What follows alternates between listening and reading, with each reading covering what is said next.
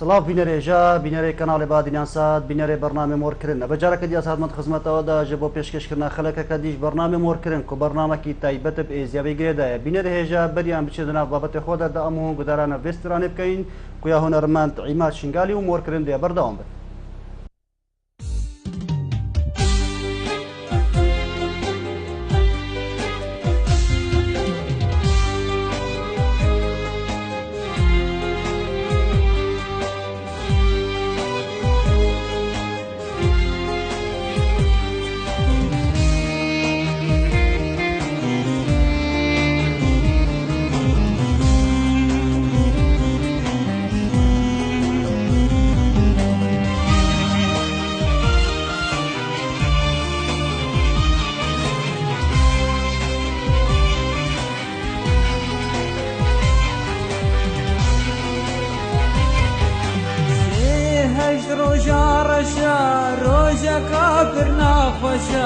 هر سال بسر مداتتن برينيت مفادكا زيهشت روجا رشا روجا كابرنا خوشا هر سال بسر مداتتن برينيت مفادكا دايق دقرين دنالين كذابة وانت شوتك دايق دقرين دنالي دايق دقرين دنالي كذابة وانت شوتك كذابة وانت شوتك افرش بيرا وانت تن دمار سوجن زاروكا افرش بيرا وانت تن دمار سوجن زاروكا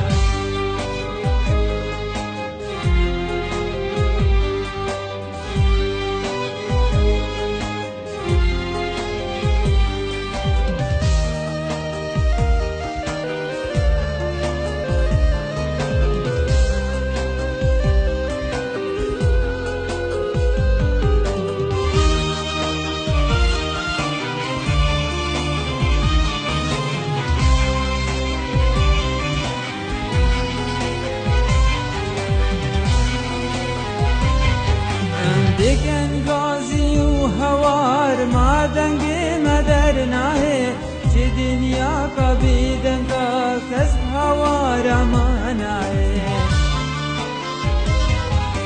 دکن غازی و هوار ما دنگ مدر ناهی چه دنیا کا بیدن کا کس هوار ما ناهی هزار ازمد گردینا نزد ساخن مرینا هزار ازمد گردینا هزار ازمد گردینا نزد ساخن مرینا نزد ساخن مرینا او بکس و خودینا امشي دلش كستينا او بكاس وخوادينا امشي دلش كستينا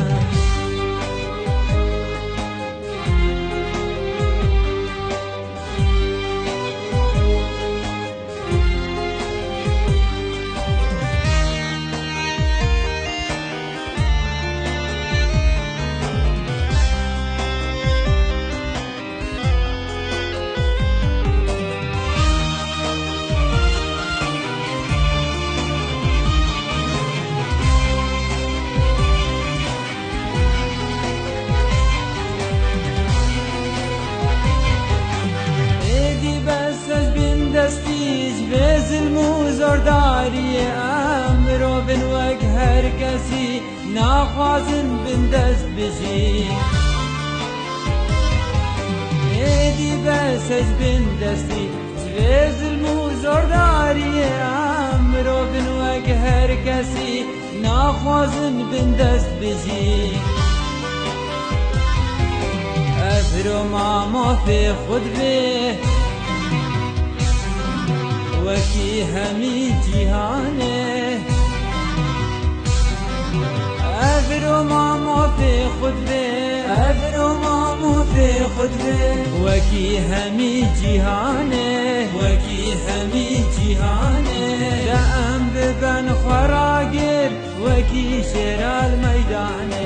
دام ببن خراگر وکی شیر المیدانه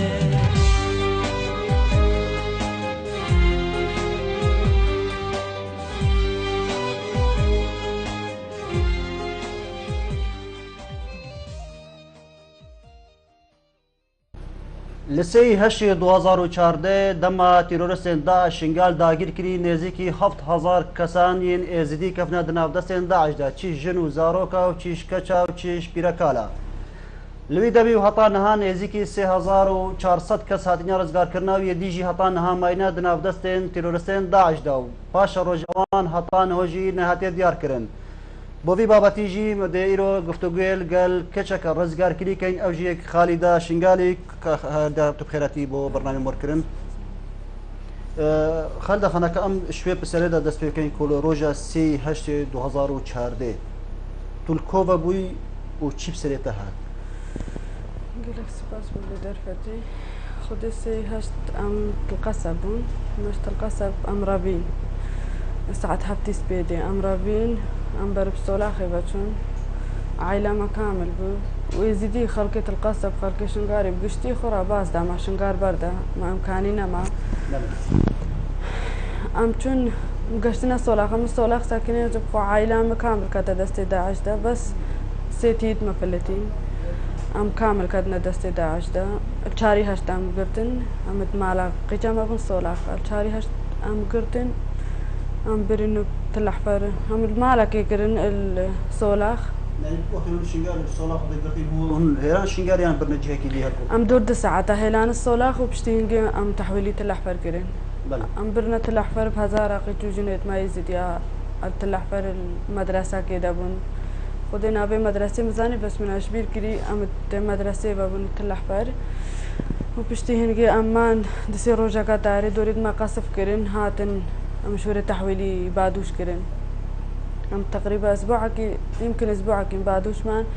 بشتي هنجي مش بعدوش ديسا طياري قصف كر ديسا باقيرانا تلحفر بشتي هنجي ام بلا فكر نسر قندا وقندي الدورو بري تلحفر وام دوان دما سي هايبا بشتي سي هايبا ازب خو سي هايبا الوردما بشتي سي هايبا هرجت هاتن هاتي دليوان قرد باب كتشك با مازن با بس دليوان قرد باد برين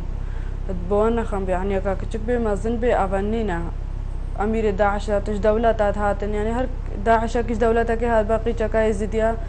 أكتشك با مازن باب دلي خوات هديش نيفت قلتو بيرقوف هديش ترى يعني بجد داعش العراقي والسوري هديل دانا السعودي وليبي وشيشاني تبرينو بشتي هنقصي هايبا مان الويدري بشتي سي هايبا أمجي هايبا داس دبو يانز دبو يمكن أمجي برنا سوري أم كامل برن سوري برنا رقا باجر الرقم ام برنا الرقا بشتي هنجي ام ذهب دهنا بدوانا نبيسين وبشتي هنجي وقتي ذهب دهنا نبيسين يعني مجموعة درتاني ندبرن ازب خود قال مجموعة كدر كاتم خاصيام على اساس كرا قريقو يعني خوش انا ساخة متبزت قلبي بزوري ما مكر هتات قلمات وخاصيام بري مش موقت كرين وبشتي هنجي اجي برم ازودو زارو كدمه مكتو بركبن اجي برم ام برنا اجيها كدي يعني هاد دهب دهم تسر على برافات كرين ام برنا اجيها كدي بلا بيش بحسي كان دام ابي رابورت بيني باشم جزبين كبا بلا بنا رجع دان وجهك ام هون ابي رابورت بيني كو سر زاروك كي بري درجه هات رزقار كرن لهطا نهاجي دايكو بابني اجماله كدي خزانه في ماينه دناف دسن داعش داو مور كرن دي بردوام پشتی ئەوەرەبوونا خەڵکێ مووسل ji aliyê rastê ber û aliyê çapê bi kita zarokê dê zîdiya nêv wanda têne dîtin. Hezîna Dexîl jî yek ji wan e ke li sê tebeqa sala 2014 ji aliyê rêxerawatî Rûsya Daişva li Şingalê hatibû girtin. Ev zarok keça Dexîremo ye bi navê Dexîremo li diga Mûsil yê eskerî bû li Mûsil de ma û lê hedil an mefqûde em tiştekî jî nizanin ji bavê wan. و 2014 الهيفا سي او زاروك سي هشت اف زاروك وخشكا خوا مازن وداكا خوا الدسي داعش دا او جيمان و اف دروجين اش دستي داعش هاتي افزاروك البا مالكا تلعفري بو باسل سنيبون تشوفنا موسيل الموسيل الويدري استخبارات بيحسيا المهم جمرة آنين واللي حد الآن عم تشتكي اش خوشكاي مازن نزان عم تشتكيش داكاي نزانين مش خودي ومن الدما هيفيا وهجي بتشتكي كهربي بلكي برنگكي داكاوي وخوشكاوي المافات جيرن کەس و کارێت وێژی بێهێوی ببوون جارەکە دی وێ ببینن لێ پشتی ڤەگەریاناوێ خۆشیەکە مەزن ئاڤیتا دلێ خوشک و برایەت خۆدا و دە هەماندامدا کەس و کارێت خوا بکول و دەرد و غەم ئێخستن ji بەرداک و بابێت وێ و خوشکاوەیە مەزن لە نێو واندا نینن و هەتا vêgavêjî çarenivîsê wan neydiyara. أول مرة خير هاتنا قناتي ودكن وأف كشكك برازيا بو معلومات هات استخبارات قوت موسل المالك كده الباجنكا كيا استخبارات ويد عدو مجلسو أو تقصير نكرن استاد خضروان شون آنين الشيخان الدائرة تامة وعلمي مكرن تلفونا مكرن قوارن جاكيا سحكني بناوية ناوية أمشون ما سحكري برازيان بو ما آني وشار خشكو براي دوي دي قرتيمون ما أوجيل قال خبرين وانجلي نيري وهاد نبال ناس كمان قوتن خشكا وانا ما آني وهجي مساعدة واني تقرتي كري خد مساعدة ويبكا وشان تمام بابي واني عسكري بالموسل دهي شش دار نهاتيا داكا خدم برسيارك جويجن كي نقري حتى نهار باستخبارات هم تشتكي جي نزان زعما حكومة شرمي مركزي هجي مساعدة وان كي اختيما وان كي رفيت كشوين مساعدة وان كي كارم كل حالة كارم بينين ام جين ممنونين وام قلق جين ممنون هجي مساعدة وان يتقرتي كي سوبا خير هات سرتاوا دودا شكا افكاچك هاتيا دودا نچوي بايكي جي وزمانه كي جي نزاني تاجي كي كچو بارد گريه البام نتيبر بايكي جي ناكد بيا كجما مامه وزنيل مالما از جارنا کا سال میں ودرتے تبام بني چو باكي جيت گريه وقوبتني بي پینا تركيد بيجي وكنابتني بي زمانه گترين نزاني چنده بانت كنيت زمانه من نزاني وقوبتني بي جارنا وبتني بي مگه خودني تب تركيد بيوي تەمەنی حەزینە هەفتڕۆژ بوون کە هاتە گرتن نە بابێ خۆ دیت و نەداکە خۆ باش ناس کرد ئە فەرمان بەسەردەهات لێ پشتی بۆرینا 3 ساڵە لە باژارێ مووسلێ لە باژینەکە ترکمانی هاتە دیتن و بە هەزار هەزارۆکێت وەکەوێ ژە هەمبێزە داکێدوان هاتنە گرتن و ڕەڤاندن و دل و کەزەبێت داکێدوان هاتنە شەوتاندن زیدەتێ ji 3 ساڵە مەشق و ڕاهێنان بزارۆکە دێزیدیا تێتەکردن لە سەربازگاهێ داعشدا و هەروەسا لەسەر فکرێکی خراپ دێنە پەروەردەکردن لە هەمبەرێ چەندەژیدا جیهان بە تەمامەتیە بێدەنگە خەلەف مراد بادینان سات کۆمەلگەها شاریە بەڵێ سپاس بۆ هەفکارێمە خەلەف مراد و دروستکردناوی راپۆرتێ و هیویدارین ژین پەیدار و کارێکی جدی بکەن بە ناوان کەمپان ئەوێت و ئاوارێن مووسل تێدا دژین ji ber ku dîtname ku dîtna êziya hemû jî ku zorbaya zarokên me niha di navan kampa de heyna û pêtiviyê karekî cidî bêtekirin da ku ew jî bêhna rizgarkirin û bizibirne nik kes û karên xwe. Berê xeldaxanekan bên bêjîn sê heşte behsê kir ew zilma serê hatî zilma serê malbata hatî êziya giştî jî hatî. Çi tiştê te dît ku gelek tu pê aciz bît û pê îşey te çi dît dema tu destê de ejda. خودت تشتي هرب زحمة تري زاروكت برشيريش دايكات برين تشتي هرب زحمة تري وتشتي ديب زحمة تري مديت تبيش جابد ما خسر جيت كرين يعني تبيش جابد مو كوري مبخو 25 كسر جي كرين يعني كوري كي تجنا كون ابو كوري من كوري مش مبرين تشي روجيش مبرين عمري 3 سال بون بله وبشتي هنكي ديسامة إنا ما باستا يعني دمال قالوانا شروجي ماي دانا تبا كوريتا دانا تبا بشينجي هون وشي كده وقت دما كوريتا دانا تبا وتشا هزر كركوب ربن خودي كوري ما بربون ندان بس وي وقتي يعني نوبر بو ازل 2015 هاتم نوبر بو تشينات بو يعني الوي عمري زاروكاش دايكا ببن او تشينات بو ببن خودش شو من قاضي وان مقوتي مقوش مبرينا قوت جو بعد تخرج يكزاني قوتي جو ابو سليمان اشتبري سعودي بو مقوا جو بلا قوسدي تشنقو بس معلوماتش مرهات انا كوريتايا جو تنايا زوجي وقفنا كوريتايا گوت چونکە تگەلەکە بچووکە گوتت بێژە بە زارۆکێت منێ مگواز پێش چاوێتەوە شیری دەمەکە چاخۆ چاوای ئەسنە شوکریمەیانی اونوان ناخفتنات بێژن گو بلا گۆزە چما دەکورێتە گو هەگەر نابێتەوە بابێ خوب درستاهی گوت برادەینم گو هەگەر نەگوت گو خلاص کوڕێتە چوو خودی چوو گوتە کوڕێ مگو ناوێ دەیکاتە چییە وی گوت خالیدا گو ناوێ بابێتە چییە گوت گو ناوێ بابێ مەحەجیە گوتی درستە ئینە خودی ئەوختە ئینایی ئەو چێ ڕۆژ بوو منە دیبوو يعني جسمي ويوساي كتشكتا ديبا هم جيسون داو قايشة درب عندن وكلامك كردي أبد نزاني وبشتي هنجي أما أنا ما بعرقلي بابي ما في فيسبوك تقلت أخوي إربا يعني ما أبد شارنا بو شوية سعودي قالك عن سريبو بشتي هنجي يكلي بهاتم بريا مكتباني جيربان أو جهاتم خلاص كده بلد تويدا ميداكو دمي هون بجين نافدسيت وان تروستي داعش دا او كسيت هادنا نكو كيبون يعني خلكي شنغاري بون عربي درمان دور او بون خلكي بياني بون يعني دولت ابون تشابون كيبون اخذنا درست خدي اغلبي نوبري خلكي شنغاري بون اغلبيه وانا يعني دبي كام قردين بس بشتي هنجي خدي يعني دولتك نبون ليبي بون سعودي بون افغاني بون شيشاني بون حتى هندي بون يعني دولتك نبو داعش جينا مستحيله دولتك هبا داعش نبان مستحيله ايش هم دولتها بون باش اما تشاو اوان خلكي شنغاري بجين عربي كي تشاو ضميري وان قبول كركو يلوكا جنك عراقي هوصي كرد يزدي دستي خلكي بيان كان يعني بالشيشانش افغانستان بين ذاك شي ضميرها وتشوف عقليته انهبو خدي داعش يعني داعش كي باش نبو هم تخرابن ايكي خراب تربو بس يعني سوري ويعني بياني ايش وانا شي تربون بقلكي ايش عراقيه بين هكا اليا رزقار كرناتا تا تشا رخو رزقار كرو تشا هاتي مالي كذا كراتو هاتي سوريا ترقرة ازش باب الحلب هاتم سر حدود تركيا تقريبا نزيكي وغازي عنتابة ازش وري هاتم براستي ام هاتن ام مكتشا خدا جن يعني جنكا ظلامي سعودي مگو كتشا مشترى وازي تشم مگو بس تو دلي بيبدا من اسكار بم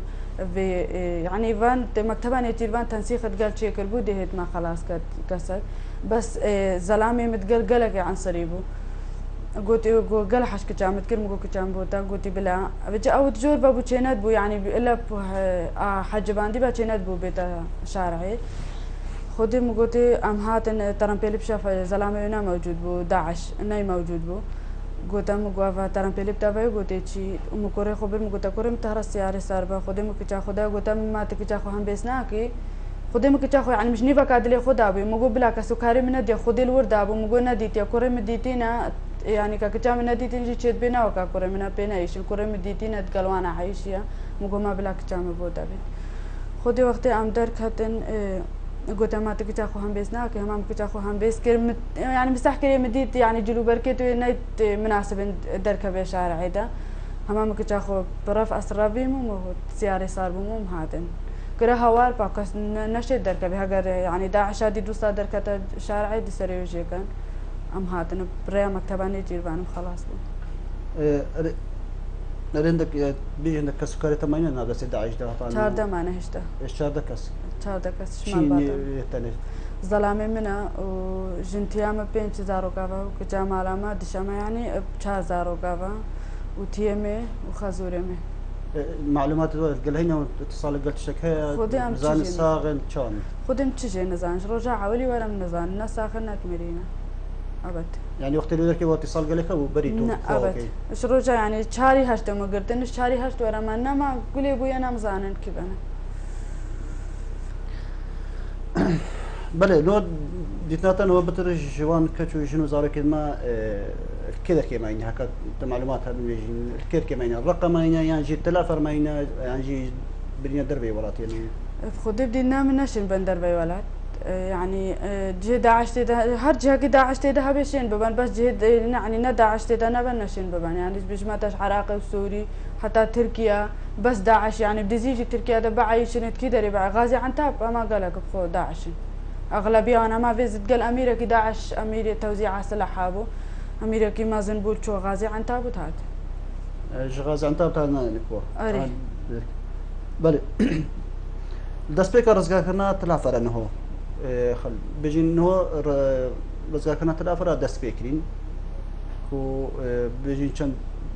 دەبەرێک شوێ باژێریت ئەوکرین نێت ڕزگارکردین تو بێژی مابن تێدا ئێزدی ئەو کەچ ژینێت تێدا مابن یانژی دەرێخان بن پیشەڕیدا خودش بيجم يعني سادسة معنا يعني داعش جهوان بو يعني بيجم تعمير داعش قيش كد ما جن كد ما يعني خو مهرت كرنت برن أو بخود ويدريت عايشن يعني أو جيت كلوان أس بيجم تدا معنا يعني هرجها كي داعش تدا هبي إزدي تدا هني تو بيجي عددك منظمة يعني شي كم بن خودي يعني أشتي بيجم خودش بيجم عدد ما يعني وقت ما ديتي في هزارة تدا بو وبيجا بس وكما رانا خودي أردي ما نبو يعني هروش مدبرنا برنا بله نو بيجين داخوازي تو تشينه وكو تونو كتشك رزقار كري جدس داعش داخوازي تو تشينه شوي وان هيزل كويلوكا بين تلعب رزقار كن تشيب كان يباش ايلوكا دا اويد ما ينشي بزبرن خودي داخوازي هم هر يكي اشاره داعش بكا قيتو جنيت ما زاروكت ما ظلامت ما بباريزي لان ام عراقينا وهاجر ما دين عراقي ام شرفنا مساوانا بله الفيد دمائي بري روجك بيجي روجك دما دست بيكن يا تلعفة ده هجمارك مازي جوان خلكي وان آوارة هات جدار كتنش اشترست هيرشي جيش عراقي وحاجة الشعبي ده ديدارك التلفزيون ده يعني تربي ديار بوكو كساكي دست بفروتنا كتشو جنيت يزديها بالتلعفر هذا ديار كرون كويت آخر سر كنالك تلفزيوني إيه سر كاشا كرنابي إيفان عادل شبت تشوي كسيب ناس يبي كهبالد ما يبيني بمدان نسر يبي تيروست داعش شبت تويش بكسيش ناسي أفكسية هكذا بكسيب ناسي شبت ناسي كو نها بيوان بيزاينيت قشيما كو نها أو أفكسا الكامبا حمام عليا دوا وبشتي او كسا هاتي ديار كرن سر كنالك تلفزيوني اكسر قالك كتشو جنين از دي اويت كو افي كرينو فروتن بانكري ناسين توي ناسي بجني ابو علي خودي نافيوي من زاني بس تبيجي بجني ابو علي بس بخودي مديد يعني تهاتا ناف مدى ام بخوم اب بجافي خودي كتشكا صولاخ عمري وهبدهش دصال هبين نبين او بخوبي ابر يعني من أبي درستاني نزاني بس تهاتنا ما دس بيجم يعني بأسكري ما يعني مديتي هبالة جيت مكرية بس مدي هاتش نيف ما برين بس بخدي ناسا بقلق ناسا وبهزارة توقع بناس إنه بس وقت متبرنا موسلي وأنا برخت شارعات ساكنين وقت متبرنا نيف موسلي وأنا بحاسب وقت تاني أبيت يعني على أساس مدنيين الداخل موسل شبكة كتانو هالهلان دنت قلت واقيتو جنتي زيديات جان آني نشمارة ونوكا العيش إنه يعني معيشتها جامعة خوشترة بله نها وقت مدة ديار كرنكو نها أفكسا نابي أبو علي كو إيك شوان سر كردين تيرورستين داعشة كو شوليويجي كرنو فروتنا كتشي وزاروكن إزديبو نهول كامبا حمام عليا دو كوي آكن جيو ليركل قال آوارا يزبري كل سر كنالك تلفزيوني تديار كرن داخوازيتش حكومتي شينش اسايش حكومتي جهين بيواني دار كو إلوكا كسانين وكيبي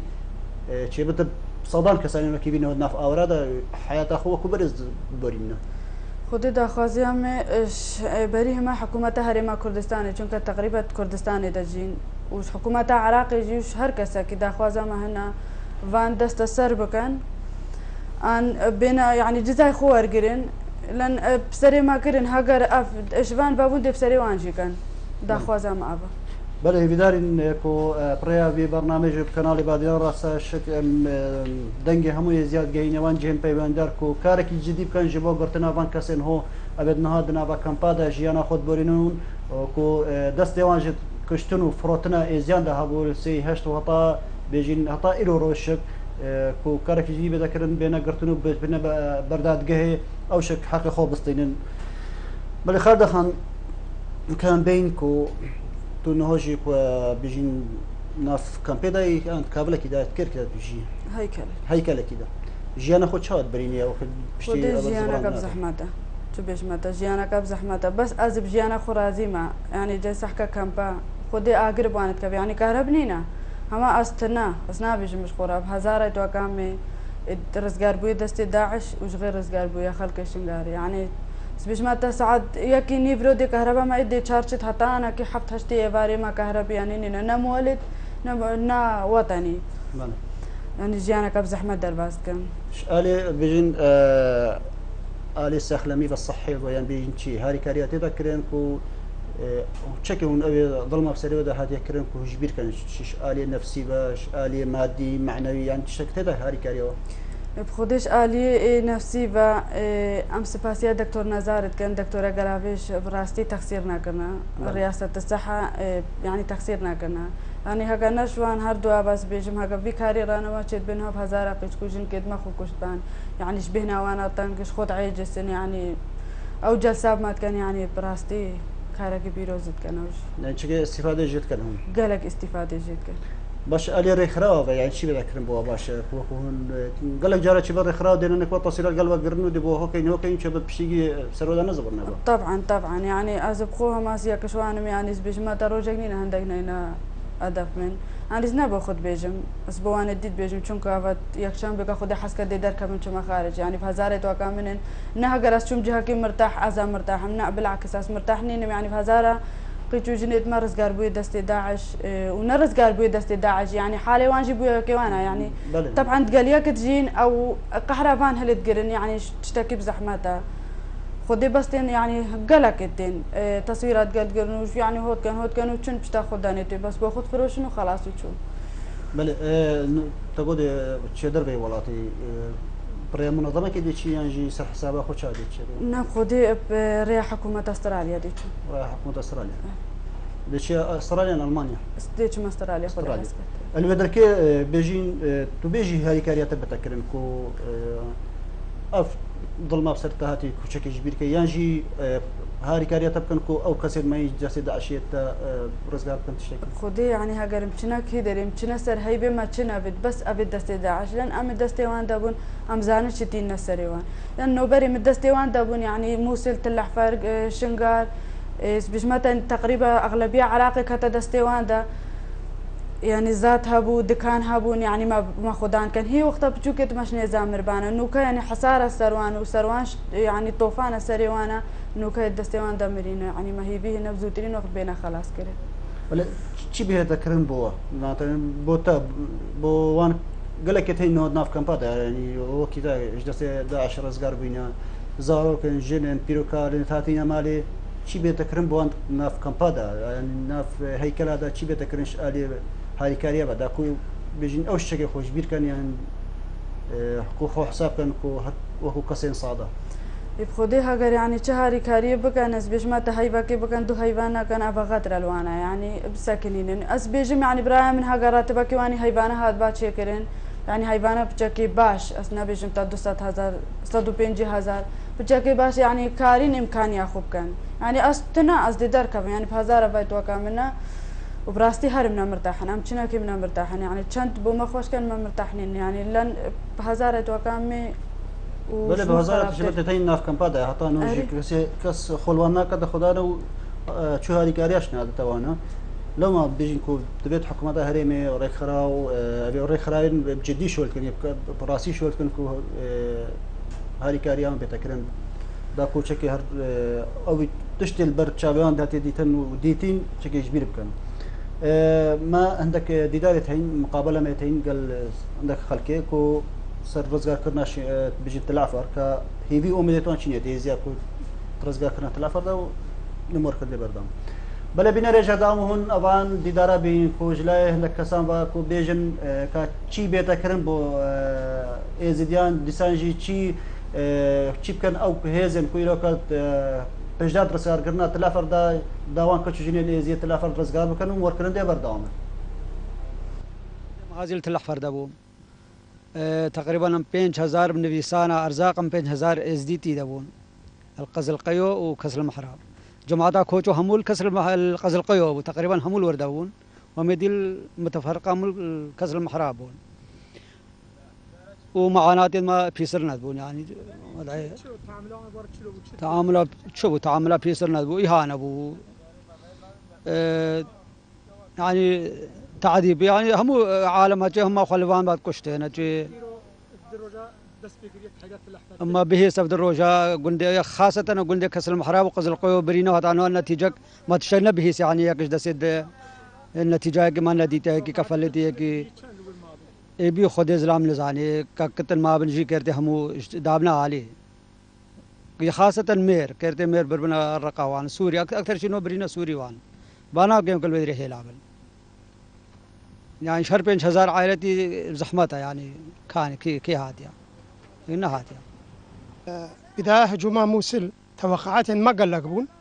قلق مخطوفات الموصل دابن وما رجو ذكر ما هي فيها بوش قوات أمني بالتر تحررية شيء بكن ومخطوفات دريخن بس ظاهر نتوقعات ما نوصابو الصدا ما تقول الصدا يقدر كد عائلة معدود دركدن على عدد أصابع اليد مثلا وكا توقعات ما ندوك قوتنا ما بون اجانو هالهجومات الأحفرة وقتي أف مختطفات قرتين بعلومات قلقة يعني قلق مختطفات برنة الأحفر وقلق بادوش ومنطقة بادوش وقندي الأحفر الدورات الأحفر بون أم هيفيد كن توقعات ما نوقع الموصل بن قلق جي دريخن إذ موجود وتعبك يبخو بكن وهي فيها مش قوات هاد أمني هيا تركيز يرسر بكن وهي فيها مش قوات هاد أمني هيا أجهزة أمني إد أقليم وإد مركزي بكم نبان كامبي النازح هذا كامبي داعش ده إذا هينها مو داعش همو عوائل دوان داعشن كازلامي دوان بيجينا من نزان نبكي شو نزان تابعي داعشن كاتشكو جين ومختطف النيفان ده هينا وزهفنجي هي فيها مجوان أجهزة أمني هيا تأكيد يرسل بكن وتركيز يرسل بكن تحريرات الأحفر أفدر روجادا سبيكريا هردو جندت هرد مهمتر الأحفر دا كسر محراب وقزل قيوب هردو جند وكا أخبارت كما بهيستين بينش هزار شخص إيتي دابو قزل قيو همو خالكي كوچو بو وكسر محراب إد مختلف بون هتانوها أفهردو جند أز بيجن برينا وهتانوها تشتاق ما جينا ديا توقعات ما يعني نوقع توقعات ما موصل جي تحرير كرن ما جو قال خالكي ما إيه يعني إيش سادي نسبة نبوة بوينت يعني نبوة بوينت نبوة يكجي إيش سادي الأحفر ما هي فيها يا هكا هبن وهكا نبنجي كاب كويدا برينا يعني كي جي راقاندني يعني أمني بي أسايش بي كي بي يعني كل أحوال يعني شيء تشتكار من سرمان مختطفاتها مساعدوان بكن وآدي اف كامبيت كا خلقي كاش موصل دركاتي اوجي حسب اخبار مسألة واثقد 100% سداسات بسدا زاروت خلقي ديزدية ودست داعش الموصل انه هالنيفوان كامبادينا هيفيا ما هيا بجاكي درست كفحوسات دي ان اي كابتشا رنجي اوان كسكاري دوان آگاهدار بکن وان زاروا خلاص بکنش دستی وان وان کچکو جن دستی وان دماین این ماین دستی وان در کونن ام هیوید کنش حکومت مرکزی و کردستانی و زیدرین وقت ام مختوف دستی وان در کون و داخوازیا ما آوا و ماش وگرنه جیوارد ما و آودان کرنش ما را بیتا چه کرن و خانی اوید ما بینا چه کرن بلا بنرى جاو كودار كل رزقا كرنا باجر موصل داشك هي زيان قال لك في اوميت هبون كو حسب توقعات دوان بيجين كو اوان قلت قال لك از دي ان كتشجنو زارو دنا باجر موصل دا انا رزقا كرن لي مخابن نوكو توقعات دوان دركف نوكو هي بي ودا خواز دوان دركف دجبركو ايتات ني رزقا كرن جيك تليات دستات هاد نهش مارتن لو را مطرسي زيان جار اوكو يلو تلعب رجبت رزقا كرن همان شوا بيجين او درما جاركدي بيتا دوباره كرنو شو از دي نينا رزقار كرن دورة دا خواست كيكو حكومة هرميش حكومة عراقي شوان هي زين باش دارت رزقار كرنا تلع فرداك و بشابكي مازن الويدر كيف قرين و هر زاروكك بتجينك بت كشك بت بيتا رزقار كرن اتبدر كده بل خالد خنا كان بينا اويكو إلى حكومة هرمي وحكومة عراقي وبيجين حكومة أمريكا أو حكومة إلى كبشدار بو شكاندنا داعش. چی کن یباشه دیرو که داکو أو کسی ماینی کسکاری تیت ماین، کسکاری بازارات تیت زیاد ماین دا بنا رزگار کریم. بخودي سبيش تبيش ما تشب كان خودي يعني سبيجم هكذا مخابن بس صار شهر يزيد كان هوار وغازي يعني دنجي خد بلند كان بوحم حكومات لي مخابن طانوجي دنجي وهر وكي بري ما راستا دنجي ما راست وكي زناري بدا بس كسب هوارا ما بنات افا راستا واخفنا كاجي خدها بخودي يعني هاجر مدين بشر يعني مدين عراقي يعني مدين انسان ما تبيع جابي خبداني تبزوترين وقت بينا خلاص كرينا كتشك استرالي الموسلي بو انزال مكيريبو يعني انزال الكتشكابتني يعني ما بهزارات قرتينا كتشكابتني انزال لي تشكرين حتى خلاص كرين كابتشند بودست داعش ده يعني كسجنينا انزال ما تشي بقى بهزارة كومن يعني زان الموقعي وان كرا يعني بيبدا خوازي ما جوان هن يعني بشن انزال دوان كان بينا خلاص كرين نوكاجي وبريجي وافا بري تشندكيجي بري تشند هاي باجي يعني اوزان موقعي وان كرا يعني الموصل التلحفر البعاج السوريا او كتا كابتني بو يعني هاتا رزقار كرين امد قرتي بني جنا كاديجي كا امريكي بو ظلامك امريكا نزانم جنك او جي الديره زوري ايبارك انزال لي تشكرن خلاص كن بهزاره قيچا كايزي دي بو كجيرا اسن زانو كج بو ظلام بو قال خلاص بو وبهزاره دوري بني يعني شيان وشافي بهزاره كجوجني ازديا خلاص كان بس مخابني كسي هاجمانيه يعني بيجي تقارن انه هو شيك يا العفر ده بكيتو قد انزالك تشكرن هكا كير كدا بنا وزان كجوجني تزانو كير كدا انا بركو تكنولوجيا هو هم تشديار كاتن لما خابن وكيتا قوتي بس كس سريخولنا عايشين انا كابو كشكا استراليا يا استرالي انا امريكي دي قارب ده طياره بيتجبوا انذار كندا كو كشكبتني رزقار كاتن وبازاراتك جنو زارو كت ماشي ما يندسي مخابن هم هو بيجين رول بيجين هكا الي ديفا رول الرخراوه جركي بين يسال رول الرخراوه شواد بيني بوهاري كاريوا بخوديس هاش دماتو هاتي طانه شي هاري كاري بوتش ادي منظمات بيجين هاتي كرنا بوتو خوديس تش بيجمات هاتيا كرين يعني اس بيجماتش مره هات بيكرين بهزاره وكم هنا جرنا هاتيا كرين يعني سنا بس بوبتني رب بيجمنا بس هوارا ما عزبتني ما بهزاره وكم من يعني اس بيجمات هتاش يكيرت كانش دهارنا كان يعني تاش يكا يعني هندك الناو يعني هاي كسك جالس داعس هر كسك شنغاري بيزيدي بت يعني موقفي قلك بزحمته يعني تبيجي يعني دا جيانا كاب استختو دشوار درباز كانوا براستي يعني زحمته بس يعني بهندك تكرم بهندك انا كنو عندك يعني بيجمتا هما هندك يعني تكون دي مبخونه يعني ازو قلق نسيكي لكن ده ظلامي توان هاتنا قلت ماما كيوان خب سروان دا قلت يعني بس هوارا خدي سيجن كن يعني بتشكن او هر سيجن كتشكن يعني هاگر نکاتا دنی بکه هوار کس هوارا وان بنای و بجب هزارات وکامان نه هندکا مار می کنه خلق کوچو صحکا خلق کوچو هندکا جز بهرنا کم يعني بيزلام نفوان دمانه بس جنو زارونا يعني بزحمته جيانا كب زحمته يعني يبدا خوازم اون جافي خو بدنوان بل ديارة تهنجي قرتي بيد سيدا اجدا دما يا كوچو چي بوي زي تهنجي ما بيد ناو دسيدا اجدا بل وقت عباده كوچو بل وقت عباده هنجي هم بحسيان كنت شكي هو چي بوي خودي ام بين حسيان يعني وقتي قاعده سبايجر وقتي وصلت كريم ما تقول ابد ما نزاني بس تقول انا ابا نهين اف قاعده سبايجر بس ما نزاني يعني عندي دروش مرات كريم اجي باورنت كر بس بشتي هنجي مسار تلفزيون عندي تن مازاني وهندك وقتي متقول ده هندك هر يعني اتصالها بتقال خلق فيري قالك يعني زبخو قال فيري اخ يعني شويه زيد قال فيري اخ بين ما اتصالها بتقال فيري يعني تقول انا ما بس بخوب خدينا تقولنا ما بس قلنا خلق كوچو قوتن قو عباده وقت كرن قو زلامه اخر كشتن يعني يچ بكن الويدر بهزار الويدر يعني بجمته قالك اخو كشت يعني شكر بدوانا اشترسي داعش ما قيت قد ما بهزار يعني اشترسي داعش اخو كشتن خسر قصر عابيتن خدي ما بخو ام الرقابه سيك يعني خو كرايك هر سيك اخو بيك بل سلد طابقي عابيت شلوان نهات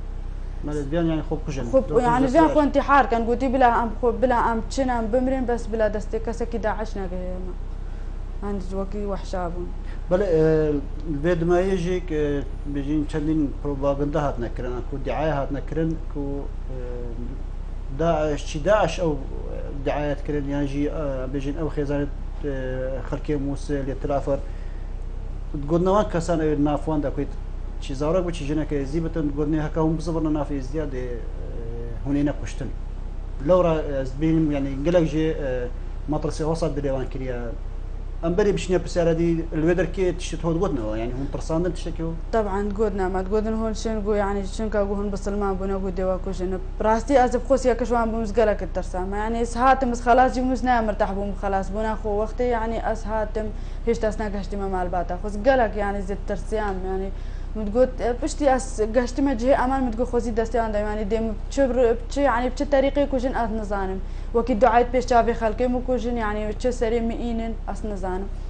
بس بالعكس وقت ساعتي يعني بشي وقت جان بيشوازيا ما كرن إزدياجي وخلق كردستان يجيب قشتي يعني ما قدرك يخوي زيادة دي بالعكس يعني دروات كان يعني بتشتكي ادعاءاتك بدروايا يعني قدري ما زيادة هنا وقيمتي ما بترجي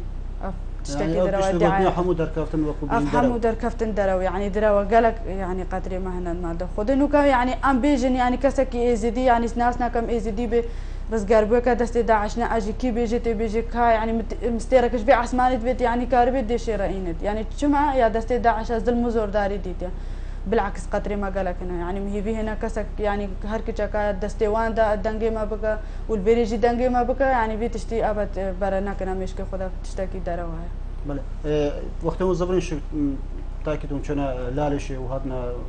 جارة كدي زلامت ميد يعني هذنا بيشة واتشي بتنو قدرك مازن يعني دانوا بلي ام شنا لالشي ام هاتنا موركرن بابي شيخ بخو قوتا ما قوهن كتشيت مانا وقوهن قو يعني بري شن قطري وهبو قو نوكا قو بتر قطري وهاي قو ابد قو تشدانا بيجن ام كدنا دستي داعش داش قطري ما دهات يقونا بالعكس قو قيمتك زيادة تري هاي وبراستي كيف ما جي قالك هاتي بلا كانوا دنجتا بشتوان كتشو جنين ما يندستي داعش دا شي اختن هيتو بوان بيجي شي كان يباش خدي اخفنا بو ما ترسي السري خد ريحين كو اخفنا بوان بو كتكو جن كلمة دستي داعش ان شاء الله بزوترين وقت بينا خلاص كرن يعني اخفنا تشد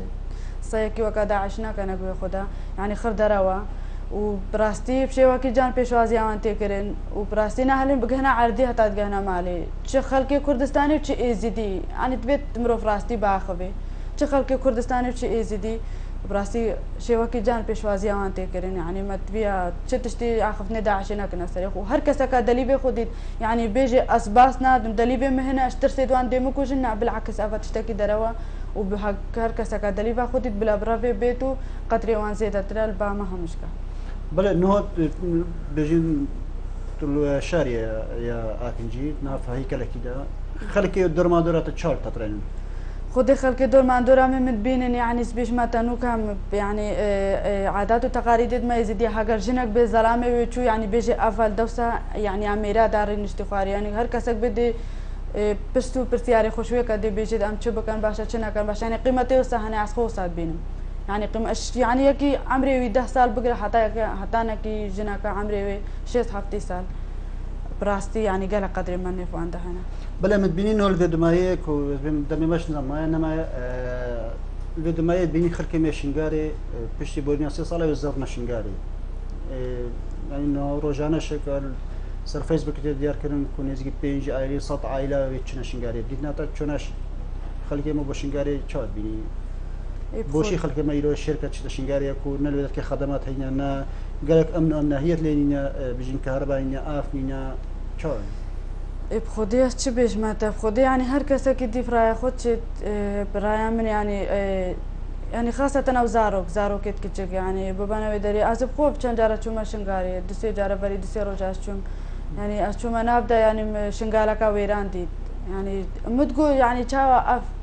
كسكارت ما أف خلق ما يزيدي شاوا نف يعني ب غوركا يعني وكا غورستانا كشاوا نف غورستاني داشي براستي بزعماتا يعني هر جهة ما هر بيت بيان بزفرن يعني ما هي في هنا خدمات أبو شيء كان يعني تشتكي بورا بكان شنغار أبدان كان يعني هي بيدا خوازيت مع أبنا هر جهة ما هر بيت بيان بزفرن هر جهة كسب دس كسينا كبت يعني تبيجي باوري هاي لو كخلق ما بشت تدركي بس حياته أخو بورينة تدركي خديت بيش ما تباوري هاي بس يعني جيانا كبزحمته باوري تشد بيت خدي باوري كان يعني على هاد يعني هر بوستكات ماشي علامة شكلك وكي هيك تشاشمر رنگ ورنگ تراكرين هر كسك علامة خراكري أو جي تشتكي يعني مش برمانة بيستراب أو مشكلات تدركي ده إجبركو قالك هزت تدركي ده يروكيت شنغاري ده مشكلة أو هر أو هي زمير كيف بيكنا كنا أبجي بتاجر وشانو كيلو كم مطرسك دلي خلق شنجر داب زبرتا أي هم هر ديسة يعني هر ديسة أمي كفنا نبدأ هذا نوكا خوب خوش سريع بكن هر ديسة سريع ما چونك أمي نبدأ نو جوا تاني ما يوم هي بيهنا بيتصافي كره داخوازه تشنه وكو كشا رزگار کری داخوازه شوان هزر میدر که چی کنی رو که دا شنگار بتابتن کرم ام نهیت لها بتن خودی داخوازه مش اون صراعات خوبه بل صراعات خو سياسي وحزبي والشرعي وان خودی داخوازه مش هر کسی يعني شنگاری دا علامه که خورا کری داخوازه مش هنا يعني محترمش همش کاره هم براد منا فرقينينا همش كشر داعش كريا يعني هي بيو داخوازيد ما اون يعني ما نكنا نبخدا يعني چونك ما قالك ظلم زورداريا ديتي شنگار ببيتا يعني ببيتا على آلك شنگار ببيتا آلك رنگا كينا رنگا ورنگ وكي هيك چارشميلي بيت وما بيت بي يعني السروان خرا سر خر دولتا خدمات بو شنگاري بينا تشكرين يعني چونكو يعني شنگار بخودت يعني خلق شنگار جيانا كزحمت سحكبان بچوكات يعني زحمت قالك زحمت تقورستانا كده جي بله خالد خانك بجين بيبات دماهي شيء بريم برنامج دماهي جنين شيء آخر أنت يلوكو بيزدياب قشتي يعني هم شيء كان يلوكو باشا دا كيلو مال زيادة بخستهم كو يلوكو جارك دي فرمان سريز يعني يلوكو شيء كان يباشا خدي أخذنا مش هر كسك إيزي ديرا خوب كانت دستك يعني أخذنا فلان وفلان يقول خناك إني أم جارك دي تشي تفرمانا نبن يعني هر كس هر هندك رأي بس نبيجي يعني أف إتشتا قلبي يعني دا خواز يا ما أوا هم ببنا دستك وهي بيدا خوازيا ما كيش كوجن كما دست داعش هر آلية كي بيواندي دارش هر كسكش هر دولتك بين رزقار كرين وهي بيدا خوازيا ما نيتيربان هنا يعني بردوام بيسر بيكو أم سباسياوي كان تخسيرنا كريا هي بيدا خوازيا ما جه بردوام بيسر رزقار كنا قالك سباس بو خالد شنگاری کو یک شوان کچ نهاتنی رزقار کش دست داعش دا و قالك ظلم وزورداری شواديتي وهي بيداري خدای مازن کو كسو كارتيد ما ينجي أوش بين رزقار كردو بزوترين دم هم وكو خيزانك بري إك تمام كانوا جيانا خوك بري بزبرين نباب خير وخوشي تشيل بدر كيبه تشيل دربي ولاتي بتن بله بنا رجال كشماتين الدمايا بخلك إيش برنامج موركرن بمنهم تشاف دير أخده